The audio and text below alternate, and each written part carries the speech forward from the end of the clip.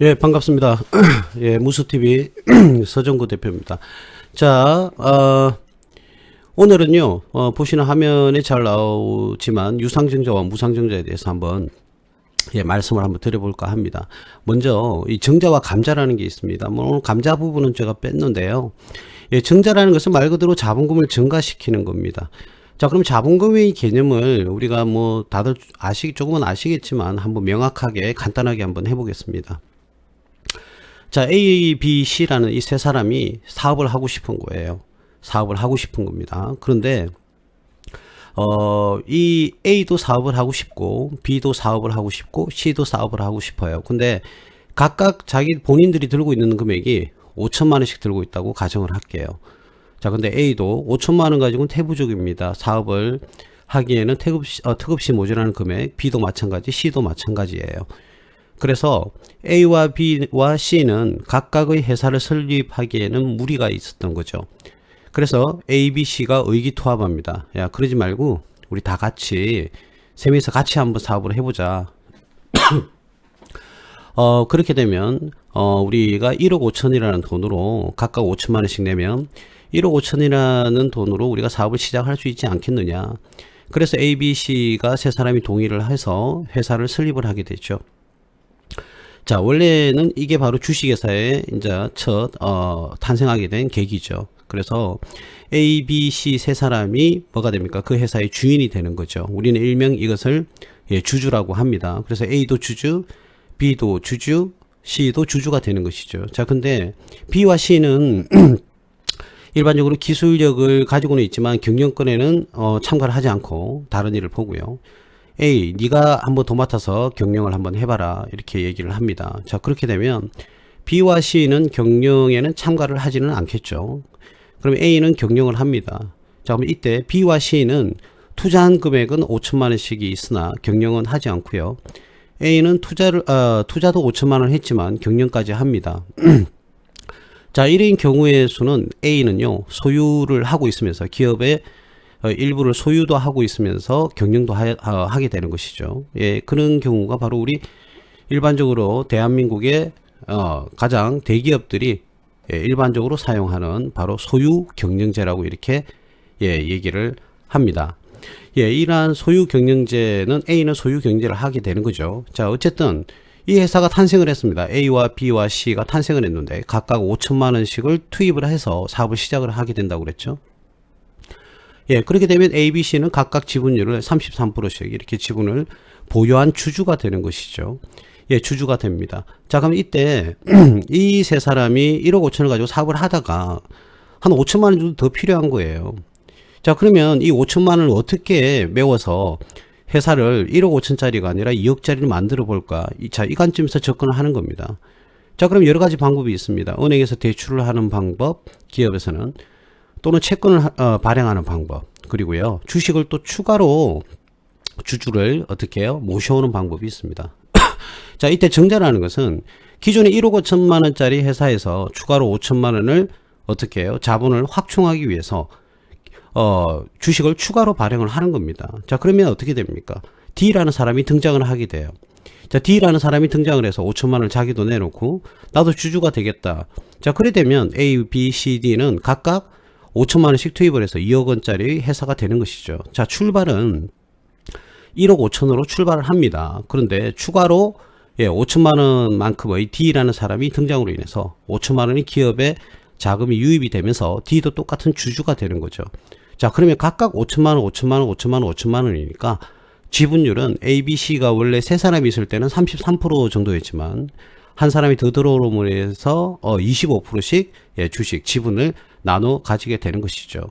자, 이 부분이 굉장히 중요합니다. 자, 그러면 많은 사람들이 자, 그 기업의 자본은 1억 5천에서 2억만큼 좀 더 커졌다. 예, 이렇게 얘기를 할 수는 있는데 기존의 주주인 A, B, C는 잠깐만요.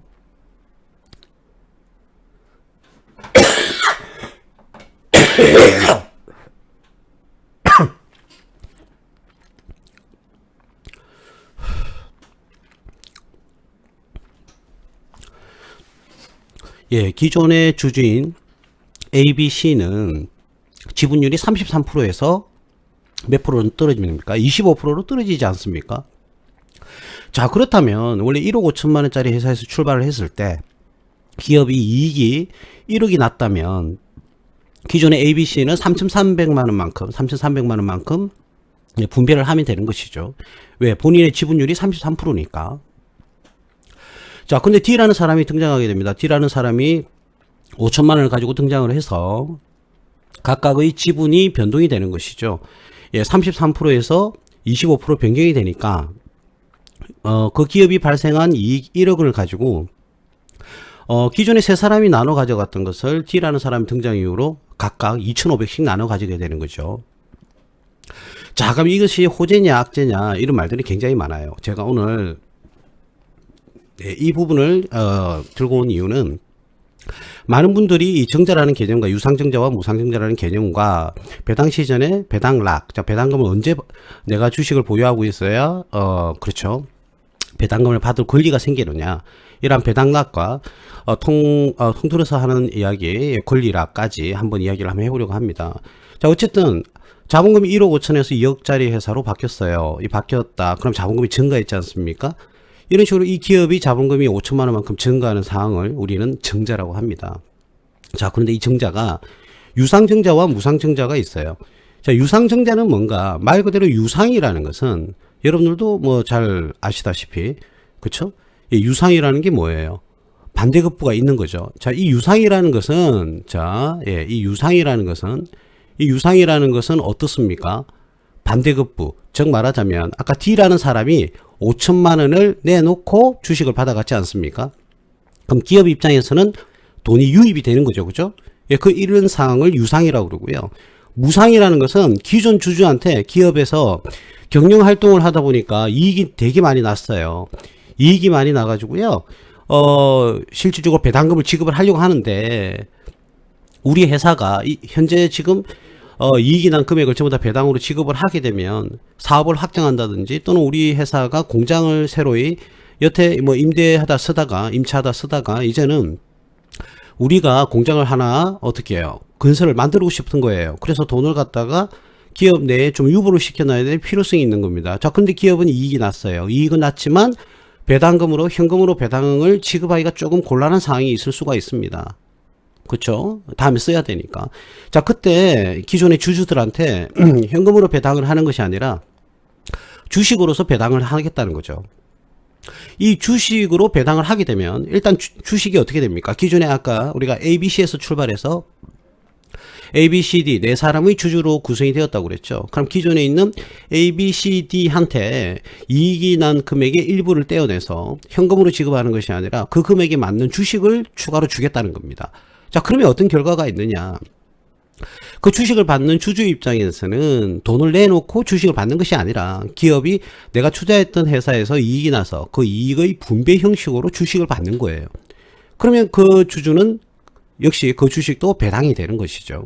근데 회사 입장에서는 주식을 일단 발행했기 때문에 정자는 맞는데 돈을 받지는 않았기 때문에 무상으로 정자를 시켰다 해서 무상정자라고 하는 것이죠. 뒤에 부분에 나오겠지만, 일반적으로 유상증자라는 것은 기업에 일단 돈이 필요한 겁니다. 돈이 필요해서 일반적인 사람들한테 어떻게 돈을 받고 주식을 주는 게 유상증자고요.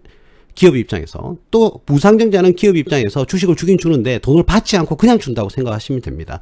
근데 모든 사람한테 다 주는 것이 아니겠죠. 예, 기존의 주주들한테 주식을 배당 형식으로 추가로 지급하는 거, 이것을 우리는 일반적으로 완전히 단어하고는 좀 다른 차원인데 개념이 똑같다는 겁니다. 그래서 무상증자는 한번 머릿속에 기억을 한번 해볼까요? 무상증자라는 것은 결국은 그 기업에서 지급하는 바로 주식 배당이다. 이렇게 생각을 하시면 99.9% 맞는 개념이 되겠고요. 자, 그 다음 두 번째 한번 넘어가 볼까요? 자, 기업의 자금을 조달하는 방법은 크게 세 가지 정도가 있는데, 먼저 뭐를 발행합니까?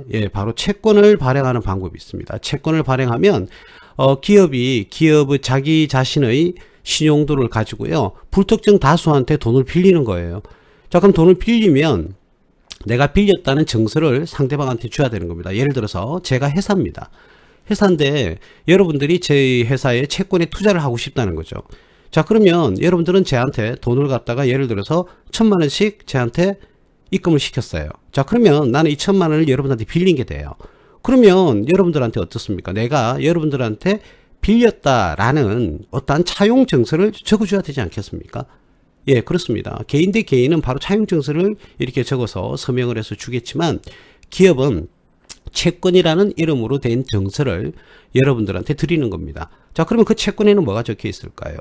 예, 언제 발행했는지 발행일, 그리고요 얼마를 빌렸는지 원금 금액, 그리고 이자는 1년에 예, 몇 %를 지급할 것인지에 대한 이자율, 그리고 어느 은행에서 만기가 언젠데 어느 은행에서 지급하겠다, 그러니까 지급처라든지 만기일이라든지 이런 명목들이 다 적혀 있습니다. 자, 그런 식으로 돈을 융통시키는 방법을 우리는 일반적으로 채권을 발행한다 이렇게 이야기를 하고요. 이 채권의 개념에서는 기업의 신뢰도가 어떻습니까? 크면 클수록 어떻게 됩니까? 여러분들한테 지급하는 이자는 적을 거예요. 왜? 반대로요. 기업이 굉장히 힘든 기업이라고 생각해 보세요. 근데 돈이 없어요.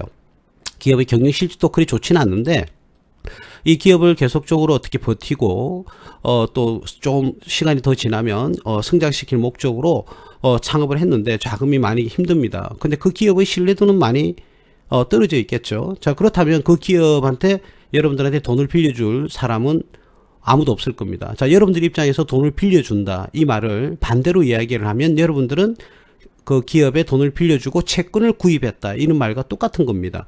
그 채권은 빌려줬다는 증서가 되니까요.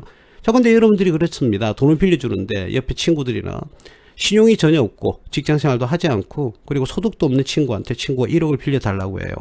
그럼 뭘 믿고 빌려주겠어요? 그쵸? 예, 그렇습니다. 기업도 똑같아요. 기업의 신뢰도가 굉장히 떨어지게 되면 이 채권을 발행할 때도 이자를 과하게 지급을 해야 됩니다.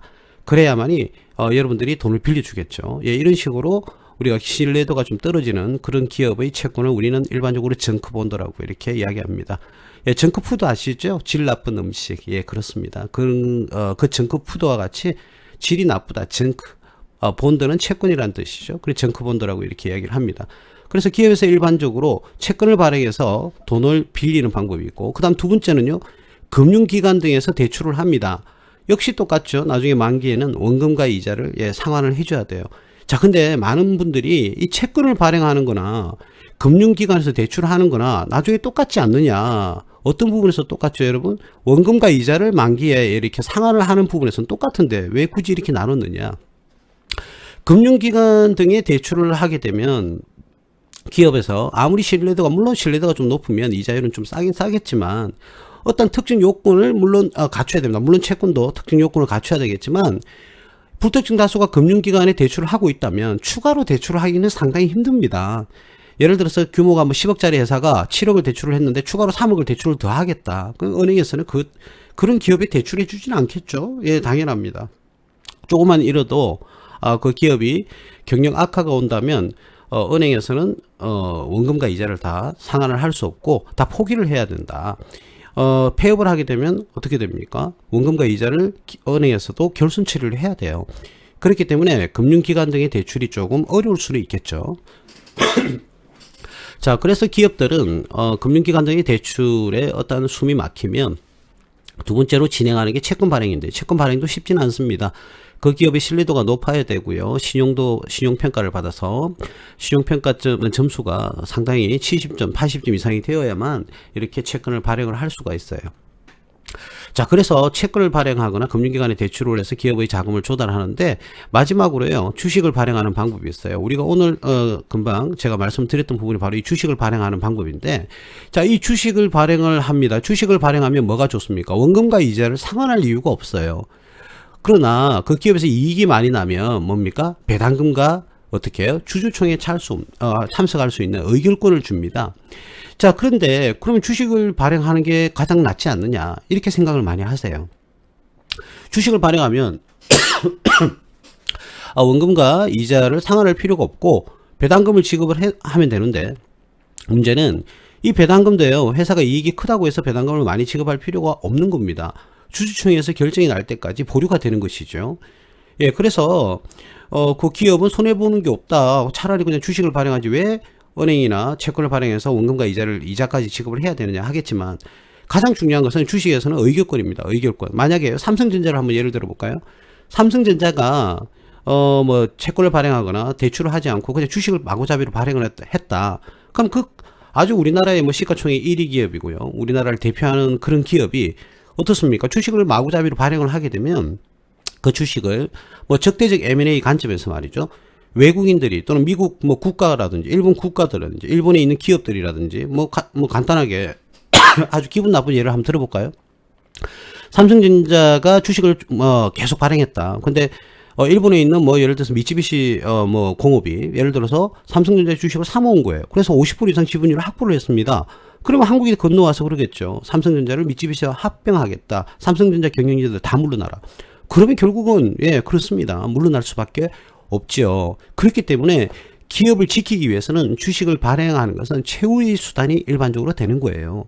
예, 물론 채권을 발행도 힘들고 금융기관의 대출도 힘든 경우에는 어쩔 수 없이 주식을 발행하는 경우일 수도 있습니다.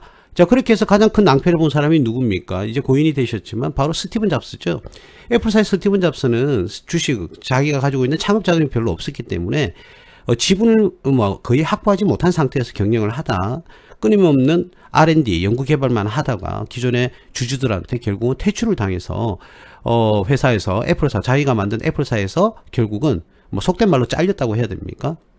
예, 사직을 하게 되는 그런 경우의 수가 발생을 했었죠. 스티븐 잡스가 그 사직을 하고 나서 빈민가에서 어떻습니까? 예. 빈민가에서 뭐 좀 노상생활도 한 2달, 3달 정도 한 걸로 그렇게 알고 있습니다. 물론 그 이후에 소프트웨어 회사를 만들어서 또 새로이 애플사로 진입을 해서 그 기업과 합병을 해서 경영자로 다시 복귀하는 그런 일도 있었지만 이 주식을 발행하는 이와 같이 이런 예로요. 주식을 발행을 할 때는 말이죠. 굉장히 어떻습니까? 의결권이라는 게 있기 때문에 굉장히 신중하고요. 최후의 고려가 돼야 된다. 예, 이렇게 말씀드릴 수가 있습니다. 단순하게 그냥 이자 안 나가니까 주식을 발행하자 이런 식으로 접근을 하게 되면 절대로 안 된다. 예, 이런 부분을 말씀드리고 싶고요. 그 다음은요.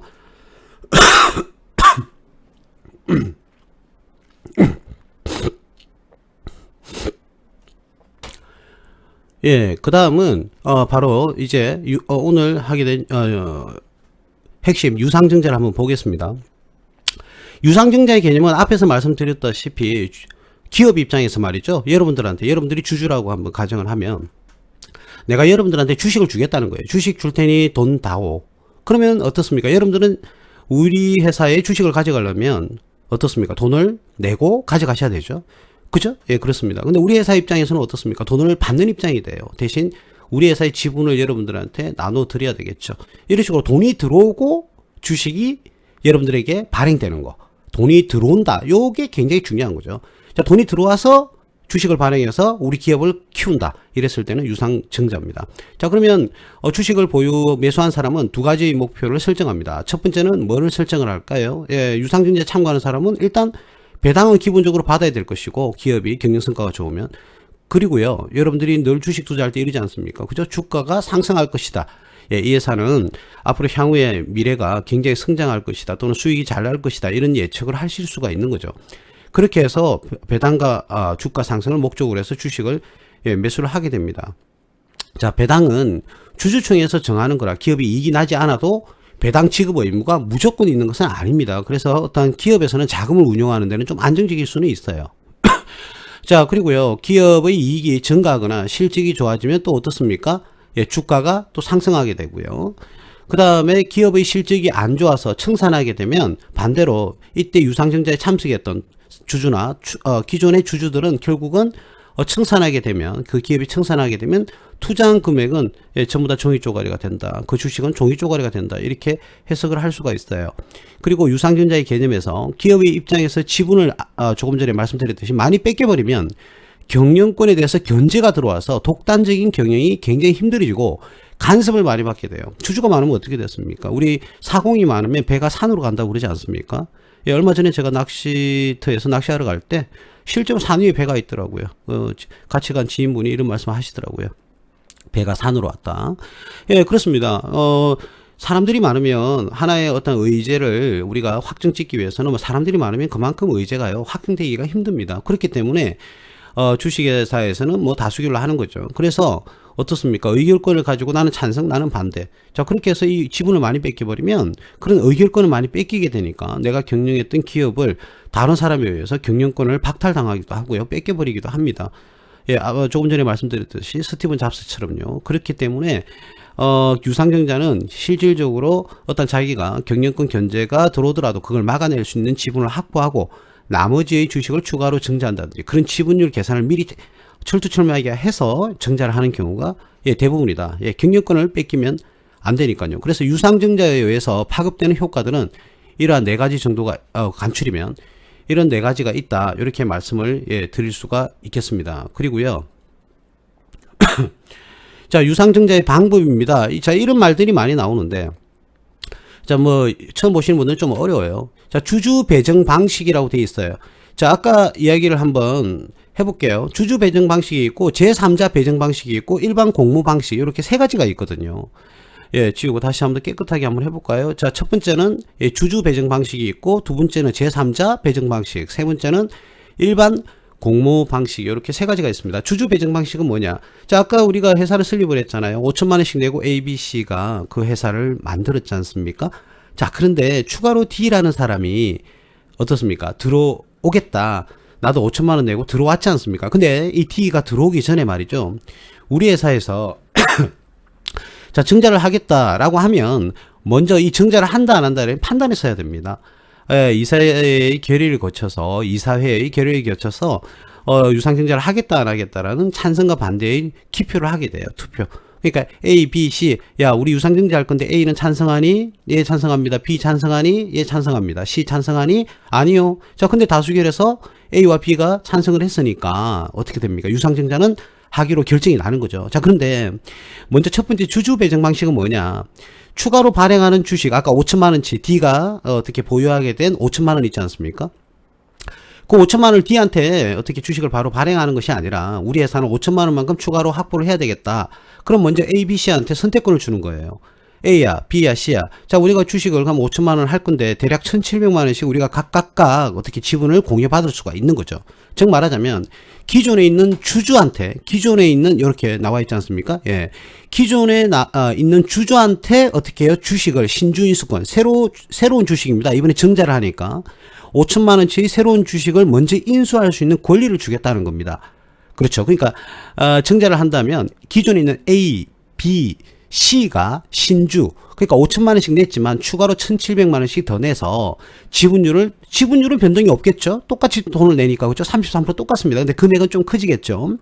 예, 1인당 5천만 원에서 1,700만 원씩 추가를 하니까 1인당 6,700만 원을 재투자를 해서 어떻게 주식을 공유를 받는 겁니다. 예, 이러한 방식, 기존에 있는 주주한테 주식을 취득할 수 있는 권리를 주는 거. 이걸 신주인수권이라고 그러는데, 신주인수권의 권리를 부여해주는 게 바로 주주 배정 방식이에요. 그럼 주주 배정 방식은 기존의 주주인 A, B, C, 예, 이 세 사람 외에는 이 유상증자에 참가할 수가 없는 걸 말하고요.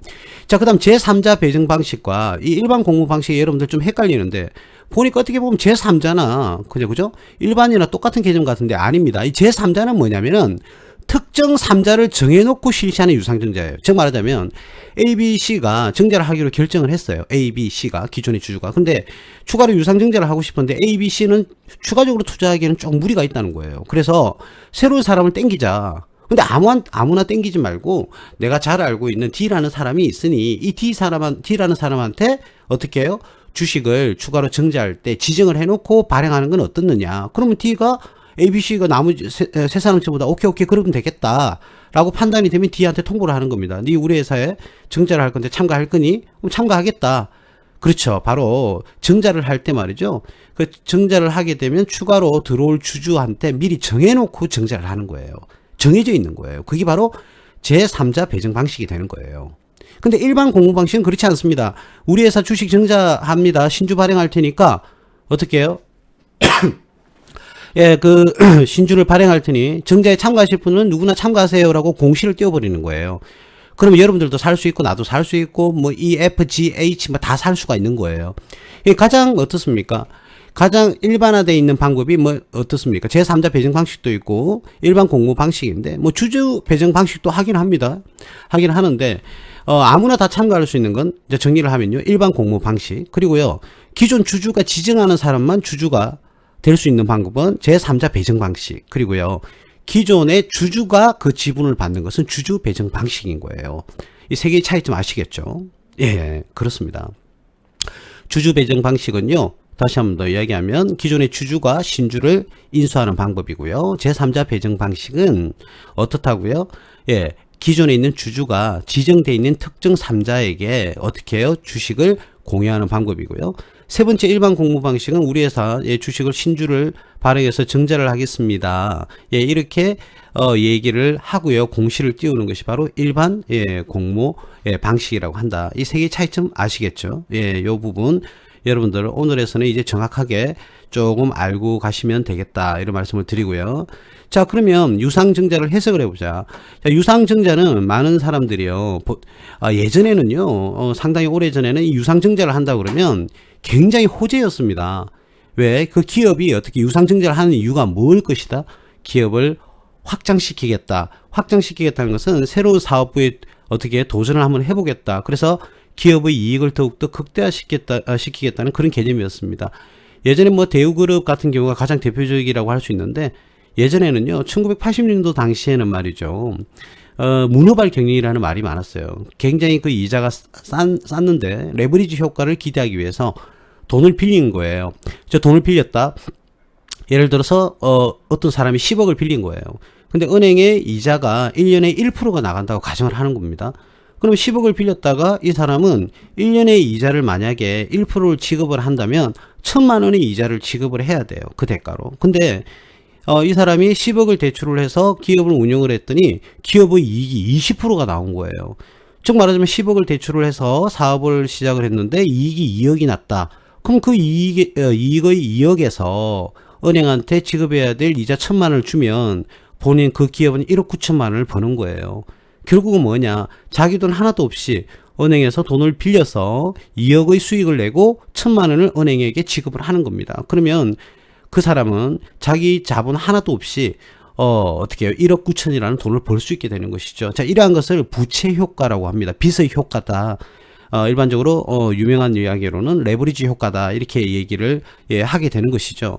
자, 그런데 어쨌든 이 유상증자는 그런 식으로 유상증자는 기업을 확장을 하겠다 이런 개념이거든요. 기업을 확장하겠다는 그런 개념이에요. 그런 개념에서 1980년도와 90년대 초반까지는요 굉장히 어떤 기업이 유상증자를 한다 자 이렇게 얘기를 하면 그 기업의 호재가 되어서 주가가 급등을 하는 구간이 많았습니다. 그런데 그 이후에 기업들이 뭐 IT 산업이 붕괴가 되고요. 그리고 1997년 11월에 IMF도 겪고 2008년 여러분들도 잘 아시겠지만 리먼 사태, 리먼 브라더스라는 그 투자은행이 결국은 부도가 났지 않습니까? 예, 그렇습니다. 그러한 경제적인 외환위기, 금융위기를 겪으면서 금융위기를 겪으면서 기업의 부실도도 올라가고요. 재무 건전성이 굉장히 중요시 여겨졌죠. 자, 근데 그 이후에 기업들이 IT 산업이 몰락하고 경제적으로 충격을 좀 많이 받고 이런 과정을 거치다가 근래에 들어서 우리가 2000년도 초반부터 들어서 이 유상증자라는 개념이 있다면은 그 기업을 분석을 해보니까 어떤 내용들이 있느냐. 자, 유상증자하는 회사에 대해서 그런 회사에 대해서 분석을 했던 겁니다. 자, 근데 분석을 해보았더니 어떠한 문제가 있느냐. 첫 번째 악재입니다. 어떠한 경우가 악재냐. 자, 먼저 이게 왜 악재로 이제 적용을 하느냐. 실질적으로 그렇습니다. 우리가 개념적으로는 어떤 부분이냐. 동일한 시가총액이 똑같아요. 시가총액이 똑같은 A, B 두 기업이 있다고 우리 가정을 한번 해볼까요? 자, A, B 두 기업이 있는데 그러면 A 기업의 주주가 10명, 그죠? 근데 똑같은 시가총액은 똑같이 10억짜리 회사인데 A는 간단하게 이야기하면 주주가 10명이에요. 근데 B는 5명입니다. 자, 그러면 어떻습니까? A라는 기업은 둘 다 10억짜리 회사지만 주주가 10명입니다. 그럼 10명이 나눠 먹어야 되지 않습니까? 그렇죠? 예, 그렇습니다.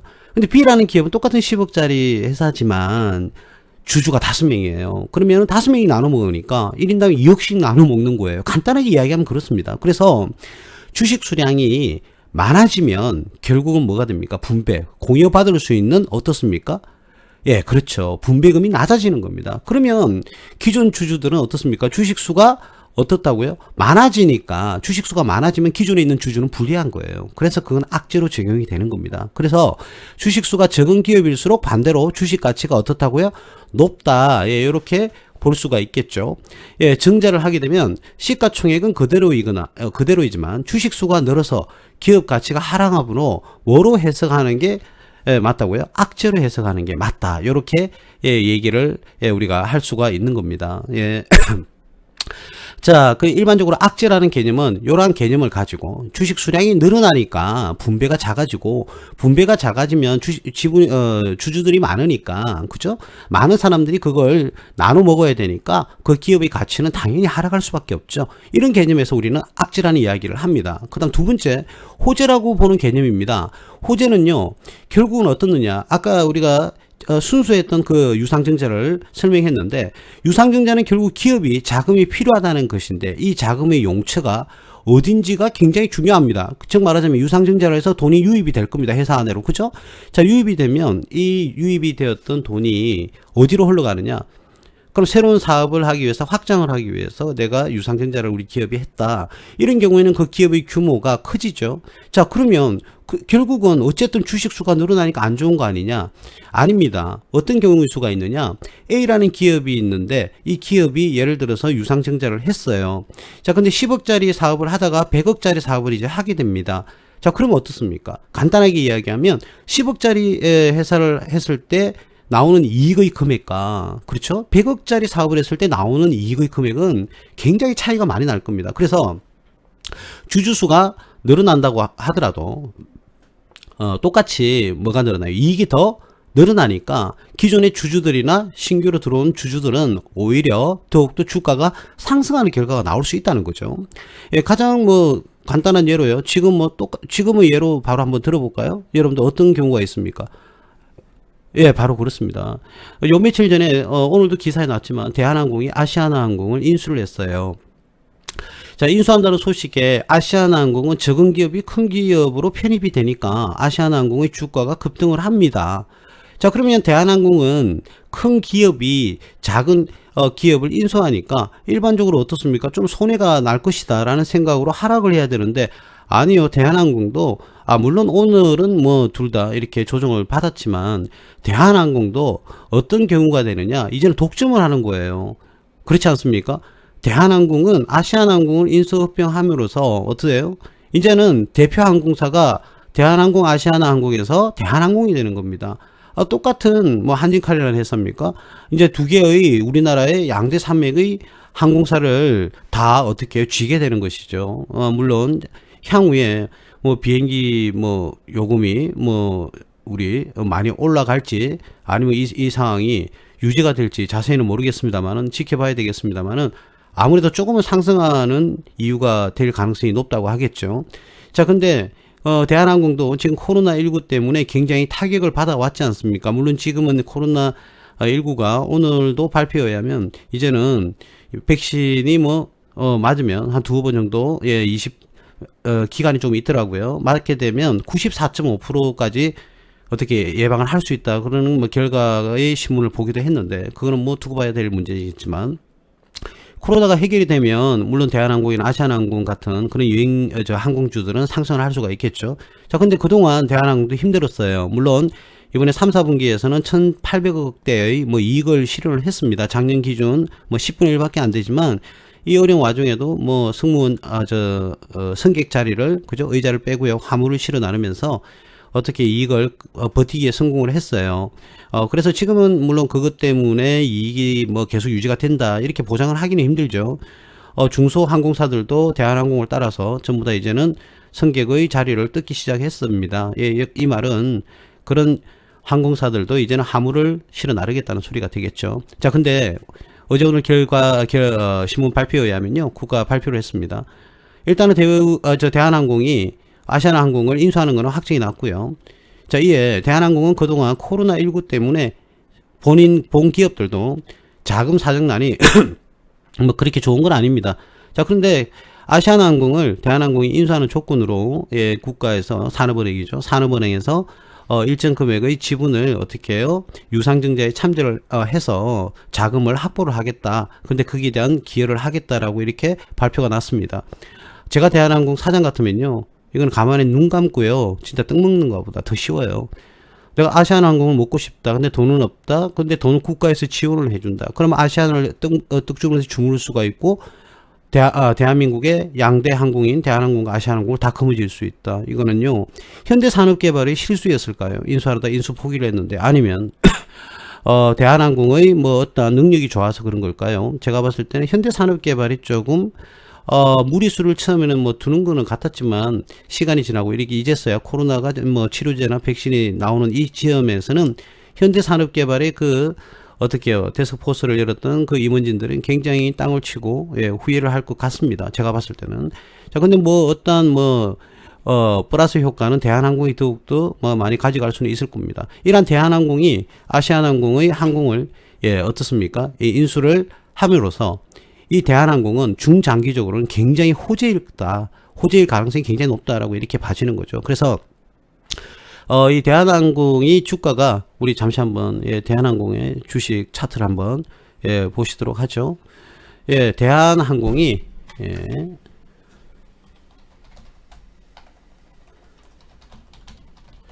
자, 대한항공의 오늘의 주가입니다. 어제 아래 상승을 많이 했다가 오늘은, 어제는 상승을 했다가 오늘은 다시 그 자리로 조정을 받는 그런 모습을 보이고 있는데, 실질적으로 오늘 자리가 그죠? 요 자리의 지지선이 붕괴가 된 건 아닙니다. 자, 이 지지선 위에서 놀지 아니면 계속 갈지, 밑으로 이 지지선을 붕괴하고 다시 이 가격 22,000원대의 초반 가격까지 이렇게 떨어질지, 그거는 뭐 지켜봐야 되겠지만, 물론 갭이 발생해서 그렇게 뭐 좋은 국면은 아닙니다만은, 이 대한항공의 중장기적으로 봤을 때는 이 갭을 붕괴하고 내려오든 아니면 그냥 이 상태에서 더욱더 상승을 하든 그런 문제가 아니라, 추가적으로요, 플러스 효과를 얻어서 더욱더 어떻게 해요, 상승할 가능성이 중장기적으로는 매우 높다. 이렇게 우리는 해석을 할 수가 있겠습니다. 자, 그래서 유상증자는 두 가지로 나뉩니다. 악재로 구분되는 부분, 호재로 구분되는 부분인데, 제가 요즘 비율을 분석을 해보면 대략 한 70에서 80%는 악재로 해석되는 경우가 대부분이고요. 그 다음 20-30% 정도는 호재로 대변하는 그런 모습을 보이고 있다. 이렇게 얘기를 여러분들께 드릴 수가 있겠습니다. 자, 그럼 유상증자는 이와 같습니다. 다시 한번 더 말씀드리지만, 유상증자는 악재일 때는 이런 개념이고, 호재일 때는 이런 개념에 의해서 어떻게 양분화가 된다 이렇게 얘기를 하지만, 악재일 가능성이 7-80% 정도로 해석이 되고요, 호재일 가능성이 한 20-30% 정도 되더라라는 그런 부분을 여러분들께 말씀드릴 수가 있겠고, 자, 그 다음에는 유상증자 다음에는 이제 무상증자를 한번 설명을 해보면, 무상증자도 그렇습니다. 제가 앞에 수두 부분에 말씀을 드렸지만, 유상증자는 기업의 입장에서 돈을 받고, 그죠? 기존에 우리 회사의 지분율에 얻기 위해서, 그죠? 신주 인수를 하기 위해서 참가하시는 분들한테 돈을 받고 주식을 주는 것은 유상증자고요. 기업의 규모는 커지니까. 근데 돈을 받지 않고 그냥 기존의 주주, 이거는 뭐 신규 주주가 아니겠죠. 기존의 주주들에게 한 번 더 말씀을 드리지만, 우리 회사 이익이 많이 났습니다, 주주님들. 그래서 배당금을 지급을 해야 되는데, 실질적으로 우리가 보유하고 있는 이 자금은 다른 사업이나 우리 공장 설립을 하기 위해서 조금 유보를 시켜놔야 될 것 같습니다. 그래서 이번에는 현금으로 지급을 하는 것이 아니라 뭘로 지급을 하겠다고요? 바로 그렇습니다. 주식으로 지급을 하겠다. 즉, 무상증자는 무슨 개념이라고요? 주식을 배당한다. 주식 배당의 개념이다. 이렇게 생각을 하시면 되겠고, 대상은 기존 주주들에게 지급하는, 오타가 났네요. 지급하는 배당의 성격이다. 이렇게 한 번 더 말씀을 드리겠고요. 방법은 회계학적으로 조금 접근을 해야 되는데, 우리가 지금 뭐 회계를 디테일하게 공부를 할 수는 없으니까 간단하게 이야기를 하면요, 방법은 기업이 경영활동을 했어요. 그러면 뭐가 남습니까? 이익이 났다는 거죠. 자, 그럼 돈이 남아요? 부족해요? 돈이 남겠죠? 그것을 일반적으로 우리는 이익잉여금이라고 합니다. 뭐 기타 들어가면 복잡하니까 간단하고 슬림하고 여러분들이 이해만 한번 해볼게요. 기업이 경영활동을 했다. 그런데 기업이 이익이 났다. 그러면 그 기업 내에는 돈이 남을 가능성이 많아요. 자, 이러한 이익이 나서 그 기업에 남는 돈을 우리는 이익잉여금이다. 이렇게 해석을 하셔도 되고요. 이익이 나서 보유하고 있는 돈이다. 이렇게 생각을 하시면 됩니다. 자, 근데 이 금액의 일부를 드러내고요, 우리가 회계상 장부에서 드러내 버리는 거예요. 드러내고 그 드러낸 금액만큼 어떻게 해요? 자본금으로 어떻게 해요? 대체를 해버립니다.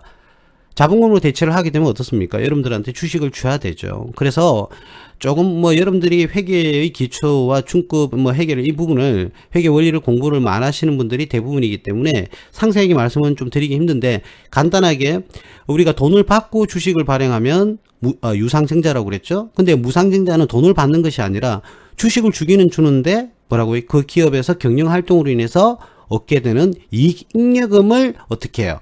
그 주식 가격에 대체를 하고 기존 주주에게 배당의 성격으로 지급을 한다. 요게 무상증자입니다.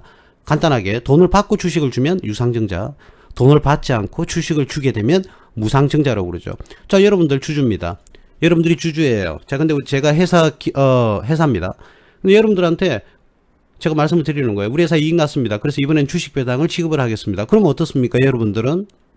그렇죠. 주식 수량이 늘어나지 않겠습니까? 예, 그렇습니다. 그래서 투자자들은 어떠한 이익을 얻습니까? 보시는 화면과 같이 보유 주식의 증가, 수량이 늘어나는 겁니다. 그죠? 그리고 기업, 자, 이 부분도 굉장히 좋지만 이 주주로서 기분이 더 좋은 건 뭐냐? 기업이 주식으로 배당을 준다는 것은 아까 이익 잉여금에서 그 기업이 낳던 이익의 남는 돈에서 어떻게 해요? 주식을 주는 거라고 그랬지 않습니까? 그럼 그만큼 주식 배당을 하려면 그 기업은 뭐예요?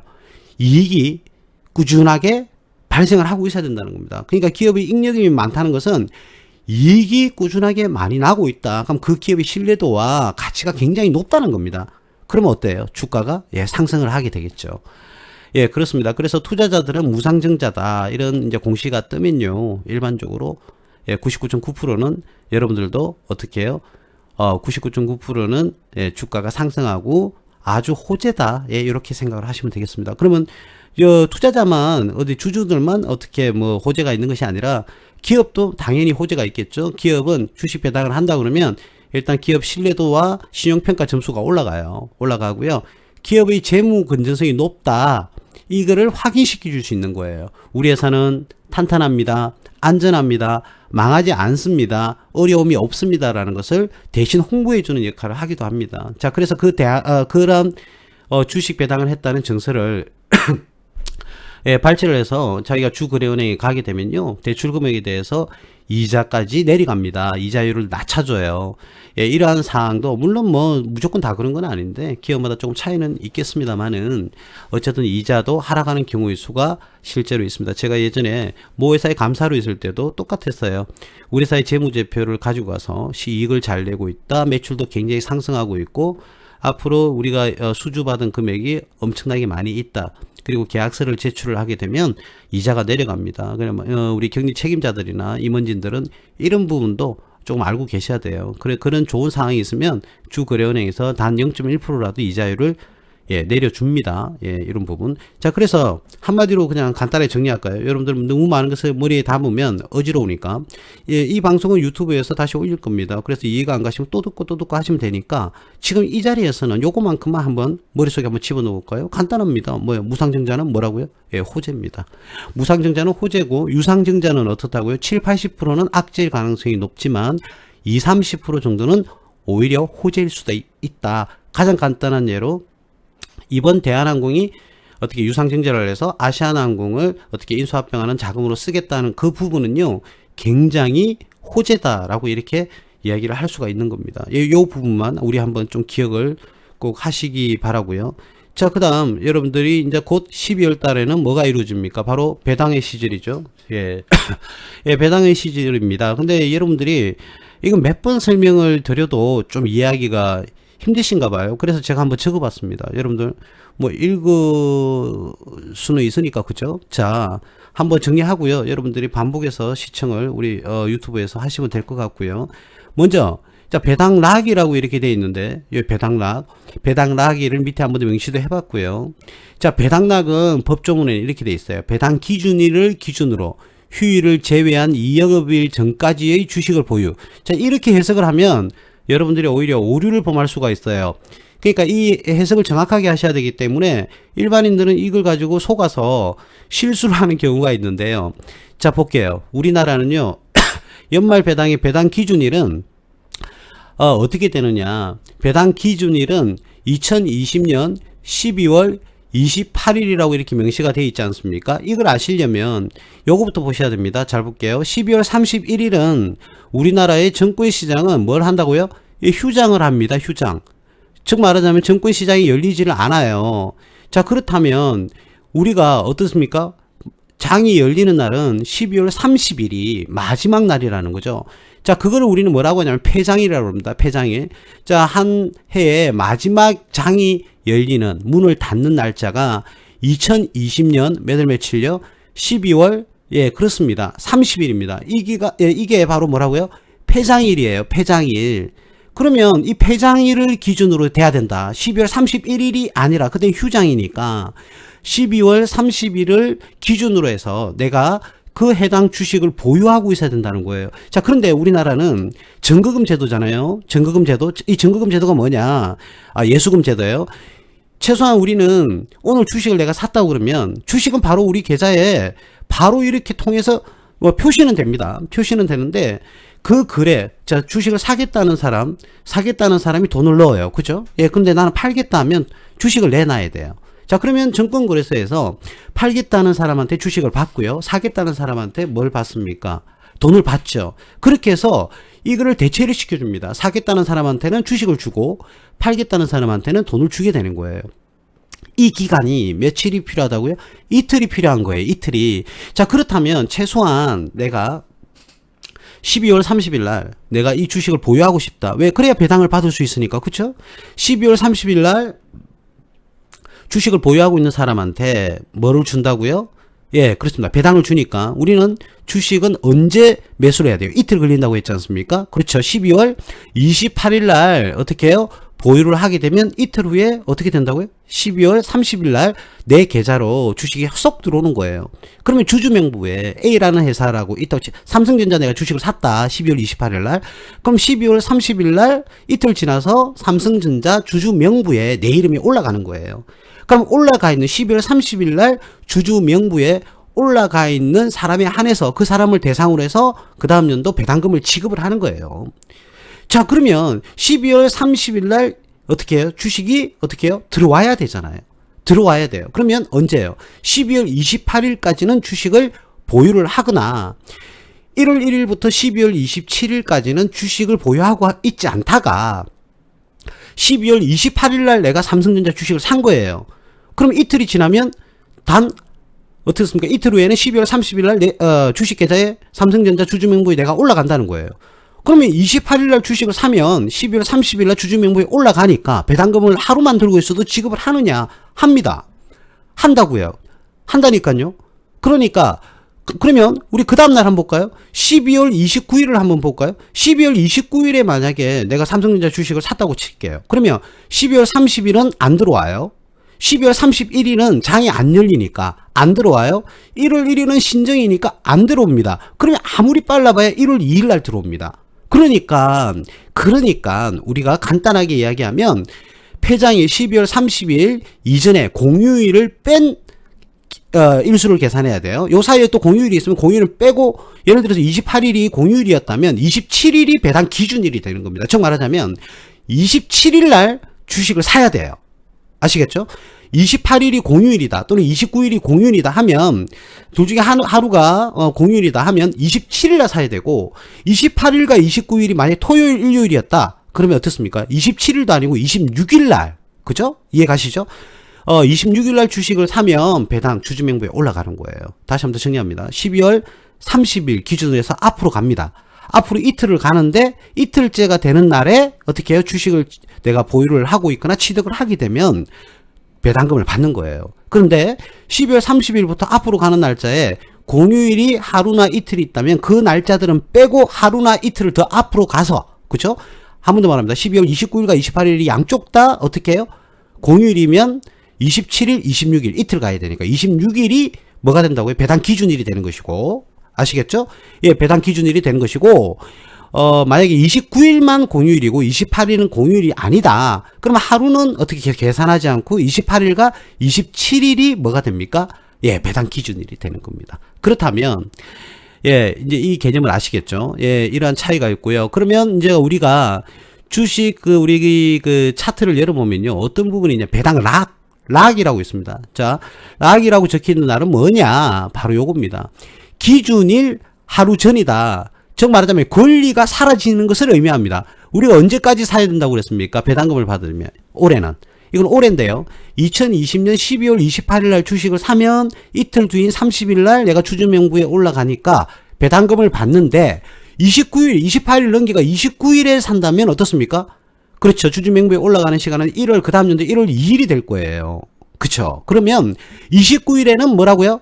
배당금을 받을 수가 없는 날이 된다. 없는 날이 된다고요. 그 배당을 받을 수 없는 날이 배당 락, 열쇠로 채웠다는 거죠. 배당 락일이 되는 거예요. 그러면 나는 배당 락일에는 주식을 산다 하더라도 배당금을 받을 수가 있다, 없다? 예, 없다는 겁니다. 예, 그렇죠. 예, 이 부분이 많이 헷갈려 하셔가지고요. 여러분들께 좀 강력하게 이렇게 좀 큰 소리로 설명을 좀 했습니다. 갑자기 목소리를 올렸더니 더 힘이 나는 것 같네요. 이제부터 좀 방송을 목소리를 키워야 될 것 같습니다. 예, 그리고 자, 그래서 그러면 우리 한번 이 또 전략을 짜가지고요. 한번 볼까요? 이런 뭐 질문을 많이 하시는데 배당 기준일이 언제라고 그랬습니까? 12월 28일이다. 그러면 선생님, 대표님 12월 28일 날 그렇죠? 예, 선생님들이 주식을 사셨다. 그죠? 여러분들이 주식을 사셨다. 그러면 어떻습니까? 28일이면 30일에는 주주명부가 예, 올라갑니다. 그쵸? 예, 올라가요. 올라가는데, 그럼 샀다가 29일 날 팔면 어떻게 되느냐? 당연히 배당금을 받죠. 왜냐? 28일에는 샀으니까 12월 30일에는 주주명부 올라갔다가 1월 2일에 주주명부에서 내가 29일에 팔면 어떻습니까? 1월 2일에 주주명부에서 사라지겠죠. 그렇죠? 예, 그렇기 때문에 28일에 샀다가 29일에 팔면 배당금을 받을 수가 있는 겁니다. 이해 가시죠? 예, 그래서 그럼, 뭐, 대표님, 28일 날 샀다가 29일 하루 만에 그러면 배당금을 먹습니까? 그렇습니다. 먹는다고요. 자, 근데, 그럼 그저 먹는 거 아닙니까? 예, 그런 경우에서도 사실은 있긴 합니다. 있긴 한데요. 제가 좀 이따 차트를 한번 시간이 좀 다 돼가지만 빨리 조금 진행할게요. 뭐라고 할까? 28일 샀다가 29일 팔면 배당금을 받는 건 확실해요. 그렇기 때문에 실질적으로 28일에는 주가가 어떻게 대체적으로 하락하는 경우가 대부분 많습니다. 예, 28일에는 배당 락일과 배당 기준에는 하락하는 그런 경우의 수가 많은데요. 자, 여기까지 이해를 하셨으니까 이제 차트를 보고 한번 설명을 한번 해볼까요? 자, 우리가 요 종목을 한번 여기도 한번 볼까요? 자, 배당의 기준이 있습니다. 자, 여기 배라고 되어 있어요. 배가 몇월 며칠 되어 있습니까? 12월 27일이라고 되어 있죠. 예, 이게 바로 어떨까요? 배당 기준일이 되는 것이죠. 자, 이때까지는 매수를 하셔야 된다는 겁니다. 매수를 하셔야만이 어떻게 됩니까? 예, 그렇습니다. 주가가 매수를 하셔야만 어떻게 해요?